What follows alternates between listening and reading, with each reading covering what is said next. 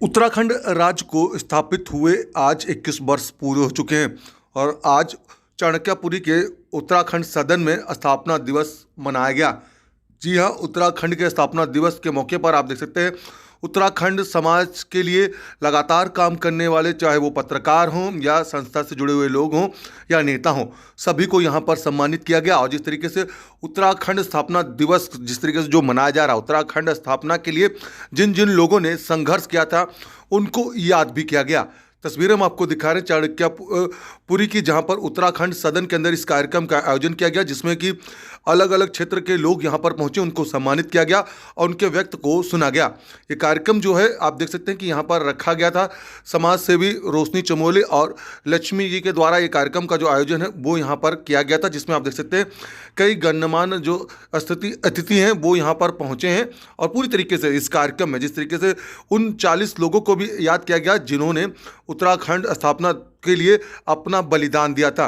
जाहिर सी बात है, यहाँ पर आप देख सकते हैं सभी ने उनकी याद में यहाँ पर मौन भी रखा और उनको याद किया और श्रद्धांजलि दी। और साथ ही साथ उत्तराखंड समाज जो काम कर रहा है, चाहे उत्तराखंड राज्य की अगर बात की जाए, अभी भी उत्तराखंड राज्य में कई ऐसी चीज़ें हैं जिन पर विकास होना बाकी है। अभी तक सरकारें तो बदल गई 21 सालों के अंदर, लेकिन जो विकास होना चाहिए था उत्तराखंड के अंदर नहीं हो पाया, ऐसा यहाँ पर पहुँचे हुए लोगों ने बताया। सभी की मांग है कि सरकार को ध्यान देना चाहिए कि उत्तराखंड जो देवभूमि है वहाँ पर जल्द से जल्द और विकास हो, क्योंकि कई ऐसे गांव हैं उत्तराखंड के जो कि अब खाली हो चुके हैं। लोग वहाँ से पलायन कर रहे हैं और इसी वजह से उत्तराखंड के लोगों ने ये मांग भी करी है कि जल्द से जल्द सरकार इस पर कोई ठोस कदम उठाए। और यहाँ पर आप देख सकते हैं किस तरीके से लोगों को सम्मानित भी किया गया है, जो लोग उत्तराखंड के लिए लगातार जो काम कर रहे हैं, चाहे वो पत्रकारिता क्षेत्र में हो या सामाजिक क्षेत्र में या राजनेता के क्षेत्र में हो, सभी को यहाँ पर सम्मानित भी किया जा रहा है। और लगातार इस तरीके का जो कार्यक्रम है वो हमेशा उत्तराखंड सदन के अंदर किया जाएगा।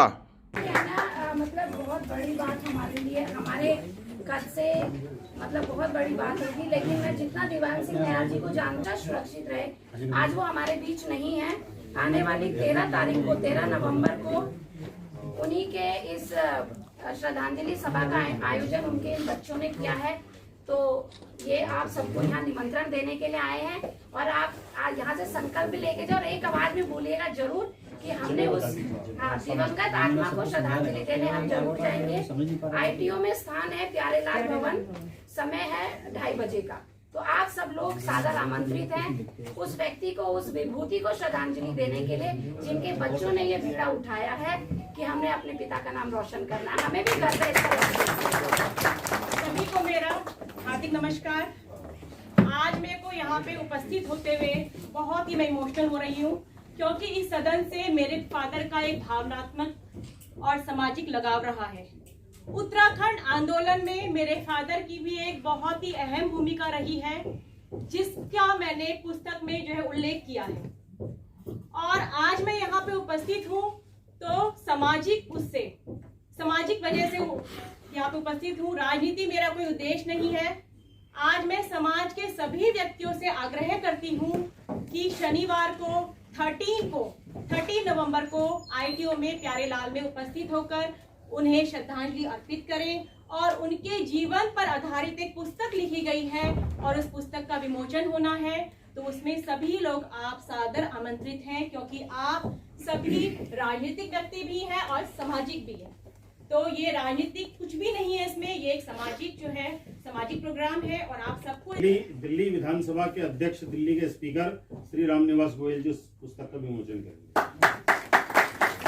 अगली बार जब भी आप या मैं या कोई भी आए तो कोशिश करेंगे कि ये पूरा उत्तराखंड भवन सजा हो, क्योंकि आज स्थापना दिवस है और हम सब ये प्रण अगर हम लेंगे कि उत्तराखंड सदन को हमें सजाना है और अगली बार जब हम आएंगे तो अच्छे से डेकोरेशन यहाँ पर होगी। और अपने इन्होंने मुंडन तक कराया राज्य आंदोलन की प्राप्ति के लिए, तो जोरदार तालियों से हम स्वागत करेंगे। उत्तराखंड राज्य के लिए जो है उत्तराखंड क्रांति दल का जन्म हुआ।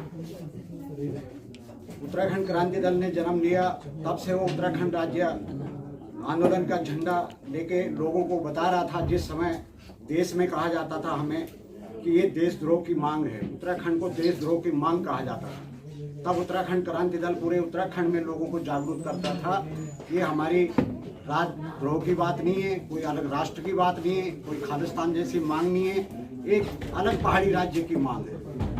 जिसमें सिर्फ हमारी पहचान का ही सवाल नहीं, राज्य प्राप्त है। मोमेंटो बिल्कुल भाई, आपको खड़े रहना बस। आज सम्मान आपके द्वारा जोरदार तालियों से भाई का स्वागत। ये हमारी तरफ से छोटी सी भेंट आपके कार्यों के लिए, हम आपको समय समय पर याद दिलाते रहेंगे। उत्तराखंड को स्थापना को किस तरीके से आप लोगों का संघर्ष रहा और आगे क्या क्या चाहते हैं आप सरकार जो आप लोगों के लिए करे उत्तराखंड के लोगों के लिए? सिर्फ खुशी की बात तो ये है कि आज हमारा स्थापना दिवस है। जो हम चाहते थे वो राज्य तो नहीं मिला, पर सिर्फ एक नाम से हम लोग खुश हैं कि हमारा पहाड़ अपना राज्य अलग उत्तराखंड। पर जिस चीज़ के लिए आंदोलन था, राज्य का विकास होगा, अपनी सरकार होगी, अपने विधायक होंगे, राज्य का भला करेंगे, पलायन को रोकेंगे, क्षेत्र में विकास होगा, उद्योग होंगे, आज कहीं भी वो चीज़ दिखाई नहीं दी। और लगातार हम इस बात को उठाते रहे हैं, आगे भी हम इस बात को उठाएंगे। विकास जो हुआ है, सच में विकास तो वहाँ के नेताओं का हुआ। आज भी जो वहाँ की ग्रामीण जनता है वो वहीं की वहीं है, बल्कि मैं ये कहूँगा उससे भी बदहाल में है। जैसे देश को जब आज़ादी मिली, उस आज़ादी में यही कहा गया कि हम आज़ाद होना चाहते हैं, और जब आज़ाद हो गए उसके बाद लोगों ने कहना ये स्टार्ट किया कि अंग्रेज़ों का ही शासन अच्छा था। तो यही स्थिति आज उत्तराखंड की है कि आज भी लोग यही बोलते हैं कि हम यूपी में थे तो अच्छे थे। तो हम इसके लिए संघर्ष करते हैं। हम धन्यवाद करते हैं कार्यक्रम के लिए संयोजक रोशनी जी का और लक्ष्मी नेगी जी का, और उम्मीद करते हैं कि जो सरकारें सोई हुई हैं वो जाएंगी। धन्यवाद। जय उत्तराखंड।